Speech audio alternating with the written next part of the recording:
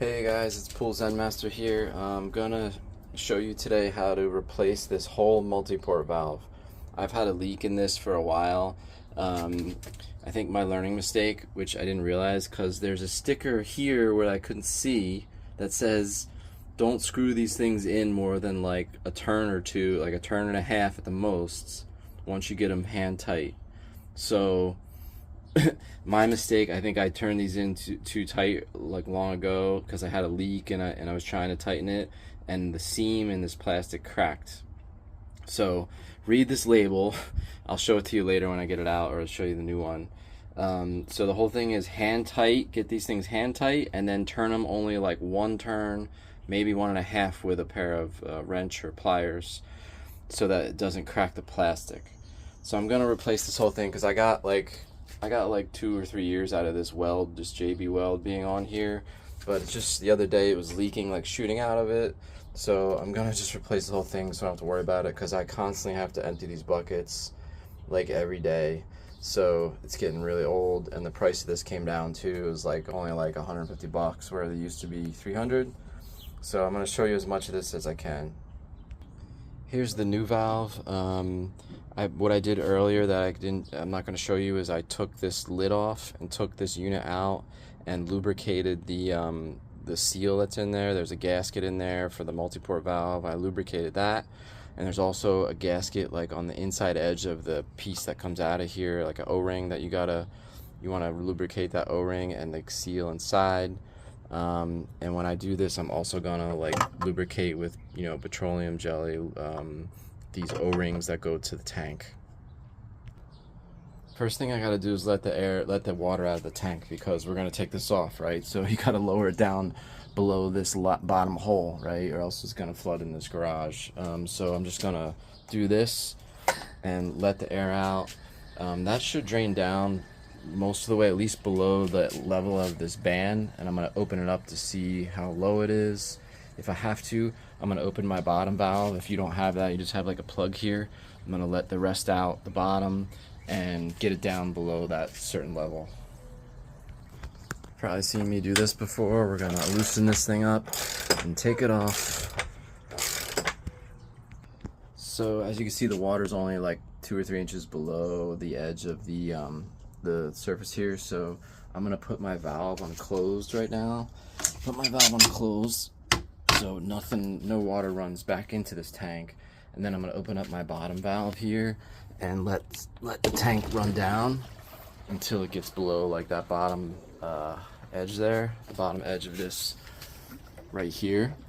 And also a good thing is the pool's been open for like a few weeks now, like 5 or 6 weeks, and this is a good time to I'll take these cartridges out and clean them while I'm doing this. So always do some whatever else you can do while you're doing this work. All right, so I'm gonna stop it. I think that's pretty much below the edge of that hole.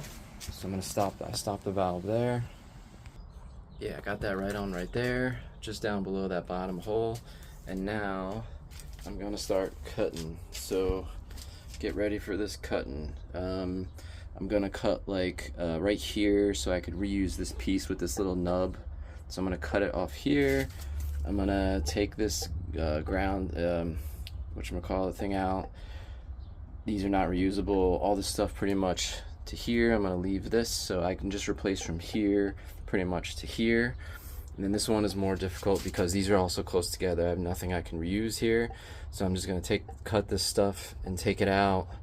I gotta take this whole thing out and replace it because I can't reuse this. I could cut it here and put a coupling and then shoot it up. I'll probably just put a whole new piece and a whole new thing in here. Oh yeah, I can maybe reuse this for this other one. That's what I'll do. I'll cut this, give myself the right distance that I need to reuse this piece because it's just on threads, and I'll thread it into here. Yep. Okay, so I got most of the old pipes off. Just one note, I took this pipe off, the vertical one from the pump, and it's you know what, save it, and at least so you could just replicate that length, because if I have to measure and redo it again to do it exactly, so I just saved it. I did cut it right here in the middle, obviously, but save that piece, and then I can just create a replicated piece of exactly this, at least a pipe with this exact measurement into one of these things, so I could first place that, right? And then I'll probably do the 90 and everything else after. And this is the exhaust valve side. You got to think about how you're cutting this and doing it. I don't always think really that well, but sometimes I do. I'm going to replace these 90s with two 45-degree angles. So this one will be here, right? And the next one will be here, and it'll be a more efficient angle. The thing is, right, I can't get this. It needs to be like at the same position, start at the same position on this pipe as the 90 does over here. But when I cut it off right there, it's not. It's going to be like down here, right, if I just cut it off there. So you actually want to cut this lower down. I'm going to cut it lower down here, put a coupling on it, a straight coupling, and then bring another piece of pipe up to this point, because this thing really has to be exactly this length. And then I'm going to put that on there, and it'll be just right. So now that I got this off, you guys can read this little label. I'll just put it on for 1 sec. You could pause it to read it, but don't turn those things when they go into these holes more than 1 turn or 1.5 turns with your wrench. You screw them hand tight, and you turn them like 1 turn or 1.5, so that you don't have to spend and replace a whole damn multi-port valve for yourself. So I hope I save you that time and money and effort. And for all these things, we want to clean it really well. So, you know, wipe this out with a rag, and then I use a soft pressure brush on these to like clean the threads, get any debris and junk out of them. I wiped this one with a rag as best I could inside of there and on the top. And then any of the parts that you're using, you want to like use, I have a wire brush, so like for these, for example, for these like little threaded things, see they had the old Teflon tape, pieces of Teflon tape and threads. So you could take like a wire brush like this and scrape the old Teflon tape out of the threads, get everything really nice and clean before we put this back together. So again, I lubricated under this lid, so I took these screws off and lubricated. There's a big seal in there that you have to lubricate, and then there's an O-ring under this lid too. So 2 places to lubricate there, and then I just lubricated these 2 O-rings on these pipes that connect to the tank. And here I'm gonna try to get a recording for you guys of putting this thing on. It's pretty simple, I think. Yeah, it just fits in there, and then you're gonna start threading this, and that's gonna cinch it down. Make sure you get these threads nice and straight on. If they start to like, well, there it goes, I pushed it in a little further. If you ever turn threads and they start to get stuck, that means you cross-threaded them, right? So don't cross-thread these threads especially, because that's going to mean you need to get new like threads or something, or maybe a new tank. So there it goes. That was pretty easy. So just turn this and tighten it, and just hand tight. I don't think you have to go crazy. There's a lot of my hands are a little greasy from petroleum.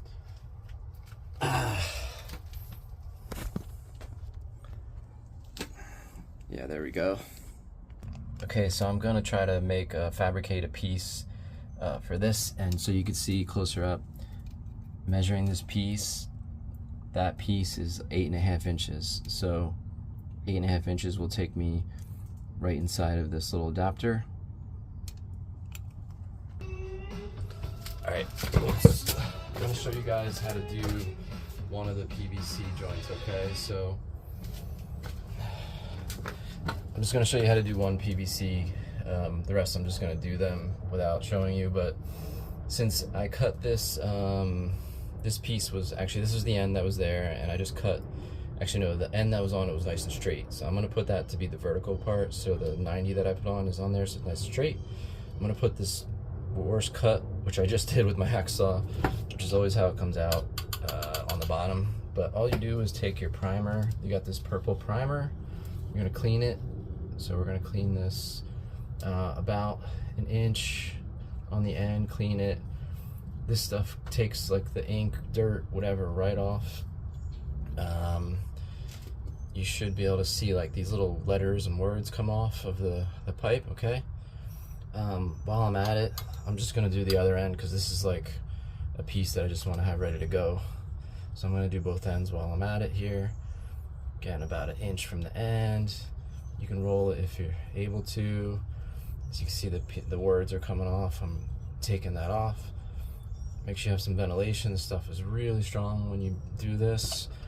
And then I'm also going to clean this piece. So this is the little piece that the pipe goes into that screws into the top of the pump. So I'm going to clean this thing out.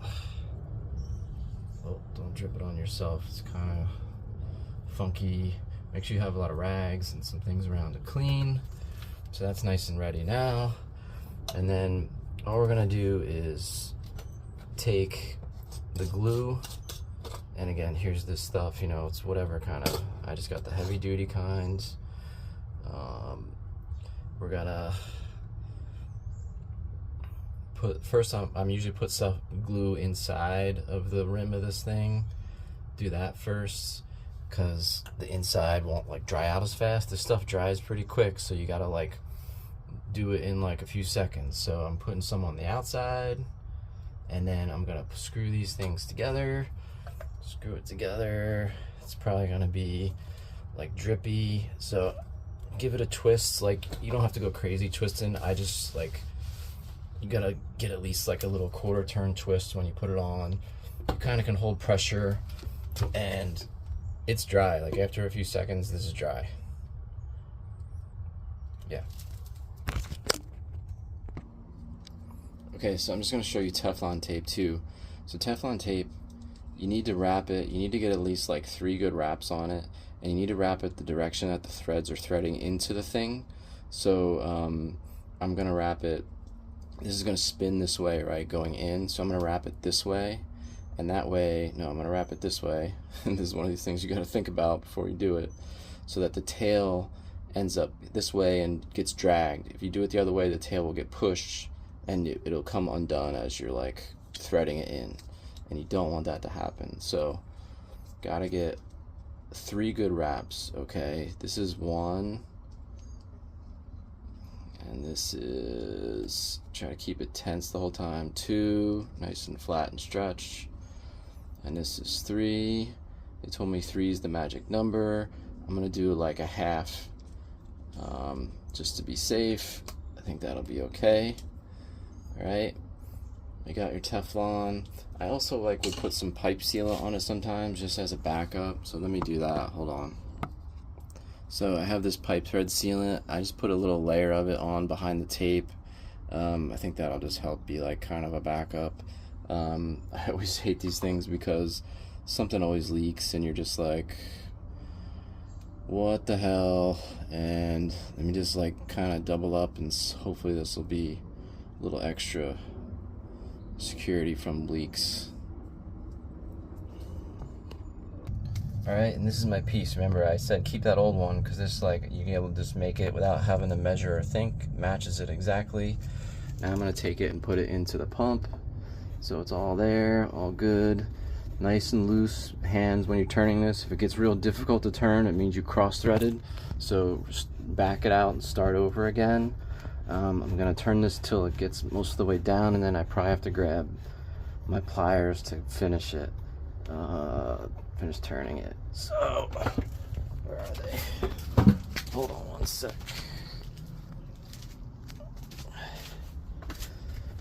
Yeah, and just finish turning with a pair of pliers or wrench, whatever you got.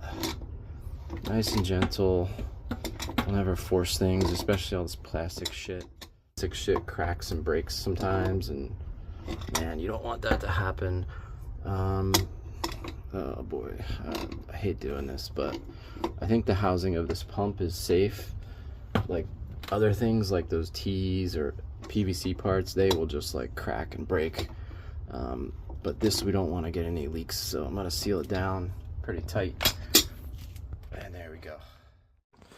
Alright, so when you make connections like this, you got to think about how you're going to do this. So I have like 2 T's to go in each of these sections, and then I need to like press this together, right? So I'm going to build this out. Actually, I'm going to put a T, a little nub, and then a T, and then I have a 90, right? So I think I'm going to build the whole thing out with the 90, and then basically I'm also going to build this one out to the last thing. There's going to be a T here, and a T with a nub here, and I'm going to find the right length piece to go in here, because these both, I have to do them both at the same time pretty much.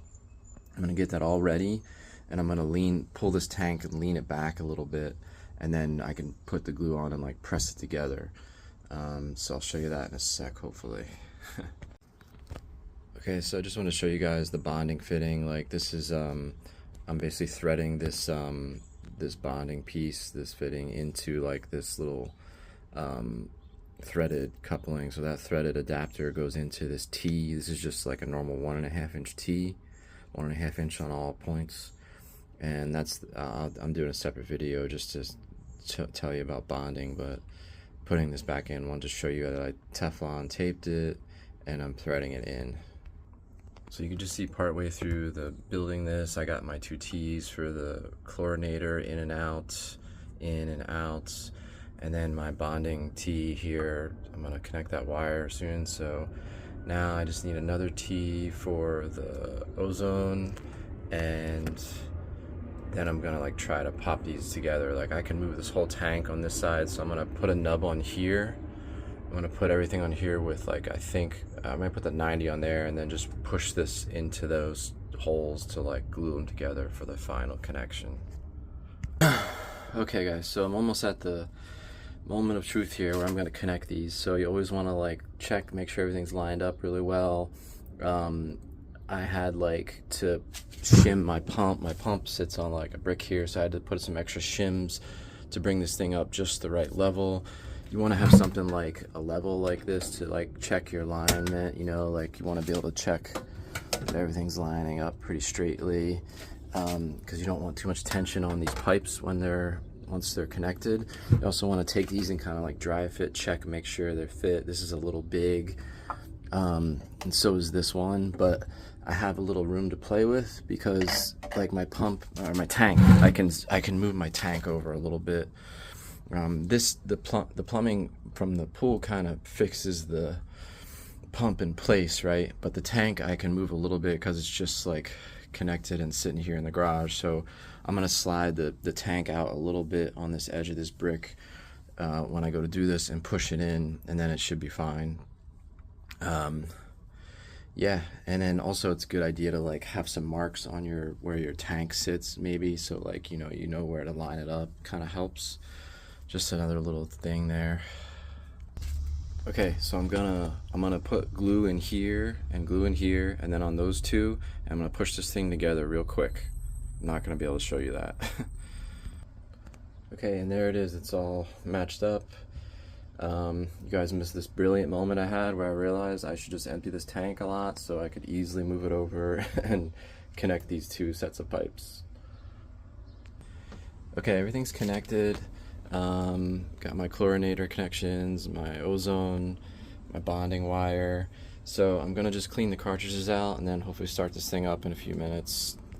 So I'm gonna apply some more petroleum now that I got the filters back in, the cartridges. I'm gonna apply some petroleum to this little O-ring. I already cleaned the manifold, so I'm just gonna pop that on. I'm gonna apply a bunch. I kind of wiped this because it had a lot of gunk on it, so I'm gonna apply a bunch of Vaseline around this, and I won't show you this whole step. Alright, we got everything set up. I got it filled up to the ribbon here, so we got to leave this valve open when we turn this on, let the pump prime and fill this up. I filled up my chlorinator with water and some more chlorine, and now I'm hopefully going to turn this on and hopefully have no leaks, but be prepared for anything. So let's see, we got it all. Hey guys, so I think I finally got it right. I finally did something right with hopefully no issues. I have no leaks. I can't believe it. I let the air out of the valve. Everything's dry as could be. I'm taking this bucket away for the first time in years. And I think I did everything right with like 3 wraps of Teflon tape, and then only like a turn or a turn and a quarter with the wrench. Yeah, I think I got everything going good. So there you go.